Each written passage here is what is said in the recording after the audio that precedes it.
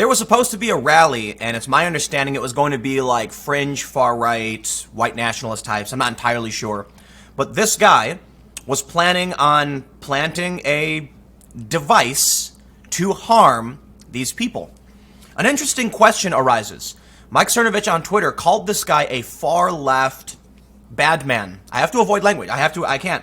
If you watch my main channel video yesterday, I talk exactly about how I can't even use certain words if I want to exist on this platform because they're deranking my channel, they're deranking my videos. So bear with me as I try to explain this. Army veteran arrested in awful hurt plot in California designed to inflict a lot of harm to a lot of people. A former U.S. Army infantryman with combat experience in Afghanistan was arrested Friday for planning to detonate an improvised device at a political rally in Long Beach, California over the weekend. The plot, a plot federal officials said was designed to inflict mass harm and avenge recent attacks against Muslims across the world. This guy is anti-America, anti-imperialist left. However, he's a recent convert to Islam. And I started thinking about this because Maajid Nawaz has said, and maybe he's changed his opinion, but this is what he said in the past. If you're not familiar, Maajid's a former Islamist. You know, he was in prison in Egypt, I believe, reformed, and now he hosts a radio show in the UK, and I have tremendous respect for him. He's an awesome guy. He's one of the people who coined or propagated the term regressive left. He said that Islam is not left or right. It's religion. So he describes it as you have the left, you have the far right, and then you have from the heavens above. But while I can respect what Maajid is saying, I'm fairly certain that Christian extremists are called far right. And I think that's typically it, right? When you end up with people who are religiously extreme, but they're Christian, they're referred to as far right. Why would this not be referred to as far left? If right now the Christian conservative types, the right, even classical liberals are considered right wing because they're concerned about Islamist extremism, and the left is openly advocating for Islam. And it's not black and white, because it's not like the classical liberal and conservative types are saying you can't practice your religion. It's about extremism. But when you have someone who adopts the religion and becomes extreme, well then, wouldn't that be considered far left? Because here's the thing. The left still routinely rags on Christians. And it's really weird to me how you can simultaneously rag on Christians and then defend Islam. And I'm like, I'm not talking about the worst of the worst. I'm talking about the general practitioners. Because the general practitioners are culturally conservative. For instance, in Birmingham in the UK, you have Muslims protesting against LGBT education. Like, that's not extremism. That's just them being conservative religious folk who don't agree with this.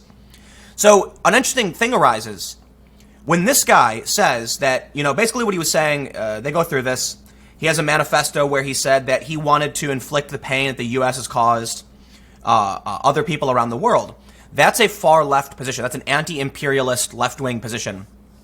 And it's associated with, I don't necessarily want to say far left, because I would probably be close to that camp, and there's a lot of people I respect. Ronnie Akalik, Glenn Greenwald, I think Michael Tracy falls in this camp. But they're anti-war, and I have 100% respect for that. It's one of my top concerns. So I'm close to that camp, but I'm not, I don't fall into the, there's a tacit alliance between some of these people and the regressive identitarian type, so I'm not, I kind of just avoid, I don't hang out with anybody. My friends are all just kind of like passive game players, skateboarders, etc.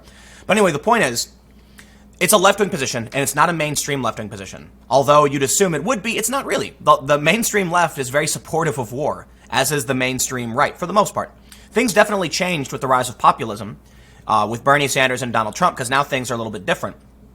But I have to wonder then, this guy converted to Islam. So he was a recent convert. And let's see, 26-year-old Mark Steven Domingo, a resident of Reseda, California, received what he thought was a live, bad thing to hurt people. But it was actually inert.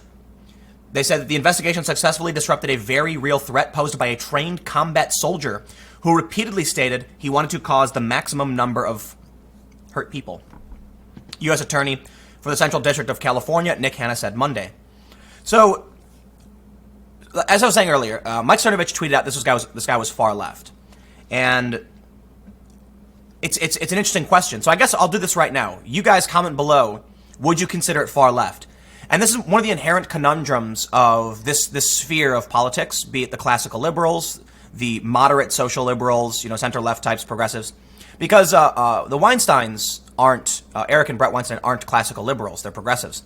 So whatever this intellectual dark web alternative space is, independent space, I don't know what you'd call it, it's a conundrum when we want to make sure we're not falsely labeling people. Like, I'm very careful not to say, like, far right for the most part, because I don't even know what that means. It's like a slur, right? I don't even mean anything. Far left typically refers to people who adhere to socialism.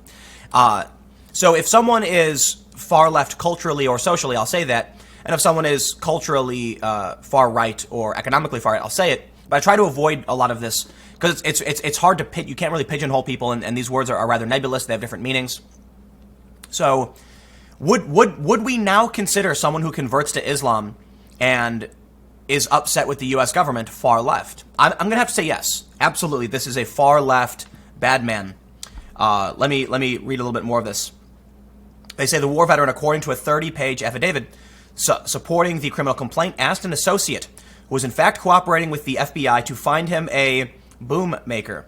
According to the affidavit, Domingo purchased 3-inch nails because, quote, they would be long enough to penetrate the human body and puncture internal organs. He gave the nails to the associate to be used in the boom and then said the operation would go forward. In one conversation described in court documents, the undercover FBI agent warned Domingo that he would probably be caught by authorities if he went ahead with his plan. Martyrdom, bro, he replied. On Friday, the undercover operative gave Domingo multiple inert devices that Domingo believed to be live. The Army veteran, according to the affidavit, expected his plot to take out at least 20 people and injure 30 others. So this was, when he headed to the Long Beach Park where he planned to carry the attack, he was arrested by FBI agents. He was planning to hurt a bunch of people associated with, I guess the event, I don't know what the event was, I don't. We are going to have, we did have someone on the ground covering it, and I'm not super familiar with it. This is kind of the inherent problem of as you expand. But Subverse is going to have a video explaining all of this. I've been wrapped up with a bunch of other work. I'm actually recording this a little bit early because I got a ton of stuff I have to take care of. But we do have a video coming up later today over on our Subverse channel, which is a Subverse video. So check that out. And when it goes live, it'll be at 7 p.m., I believe. So that's mostly going to be about the event, because here's the thing. Only left-wing protesters showed up, and this is where it gets scary. This dude, a far-left extremist, wanted to hurt people because it was revenge for Christchurch or something. The only people who showed up were far-left activists. He would have hurt them, and this is what's so dangerous about the escalation of violence. You see these people justifying. CBS had a show where it was drama, but the main character is like, you gotta enforce the Overton window. You gotta punch some people. And I'm like, whoa. If you haven't seen it, it's crazy. It's a caricature of real life. But people are gonna hear that and they're gonna believe it. And this is a dangerous escalation. This dude wasn't going to hurt fringe right-wingers, whatever you want to call them. He was going to hurt people on the left. He thought he was going to hurt people on the right. If he went through with what he did, the only people there were left-wing anti-racist protesters. And that's what's so damn crazy. Listen, you want to call them the far right, whatever you want to call them. These groups are somewhat well organized. Antifa is not organized. It's a loose group of people who hold a similar ideology that post things on the internet and then meet up around ideas. Whereas the groups associated with what we would call the right, if that makes sense, are much more organized. They work together. They organize their smaller groups. They know who each other. They have leadership. They have structure. It's going to be much harder for these kind of things to affect them. And that's one of the reasons I think we don't see as much far left events as we do people associated with the far right. Again, if that makes sense. It's because these other groups, these people who carry these atrocities, they're more individualist. So they think it's on them to go do something, and they do. Whereas the left is collectivist. They won't do something without approval from the group. And that restricts them in many capacities. But, one thing I really want to add that I find fascinating, and I've mentioned this before, is the Anti-Defamation League defines sovereign citizen as right-wing. They define, like, Christian, traditionalism, laissez-faire. It's all right-wing. And there's, no category for left-wing. But for some reason, they consider white groups to be right-wing and black groups to be left-wing. Like, how does that make sense? If the Anti-Defamation League is going to say that black identity, bad people are left-wing, then we would have to say that certainly Islam is, right? That now falls under the category of left-wing. How else would you describe it? But there's a caveat. I'm not talking about, Middle Eastern people. That they're obviously not left-wing. Some of them are very right-wing, conservative, and traditional. What I mean to say is this guy adopted Islam, and it seems like it's because the left ideology has been embracing and supporting Islam to the point where now he's not really religiously adopting it. He's doing it out of the tribalistic culture issue, right?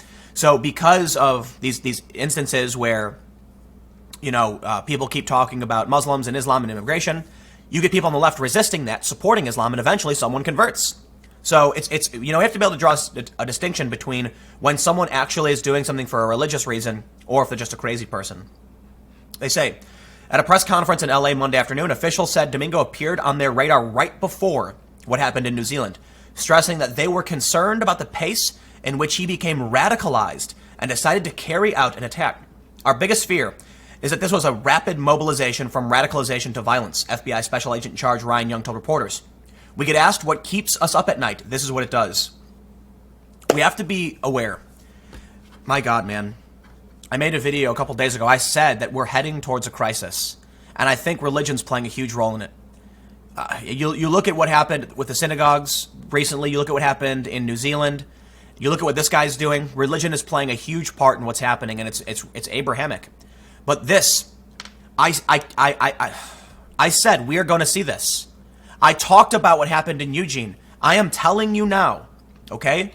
When these kind of things keep happening, and the FBI is straight up saying like, whoa, the speed at which this guy radicalized was alarming. I don't want to be alarmist.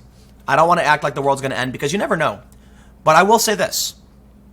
Most people say it could never happen. That would be crazy. And that assumption is predicated on the fact that it's been peaceful for so long. But I did the video on the Strauss-Howe generational theory, and we are in the crisis period. And now we're seeing stories like this. We're seeing what happened at the synagogues. We're seeing New Zealand, and we're seeing this in response. We're seeing Sri Lanka in response. I think something is happening. It's all connected. Whether or not it'll be worse than it's ever been, or not as bad as it's been in the past, I have no idea. But I'm telling you, something is happening. This guy, look at this. Officials said the Army veteran considered carrying out a drive-by with an AK style weapon he owned. He had declared his fidelity to Islam on March 2nd. He wasn't even necessarily Islamic or a Muslim. It seems like he was just rapidly radicalized by the press.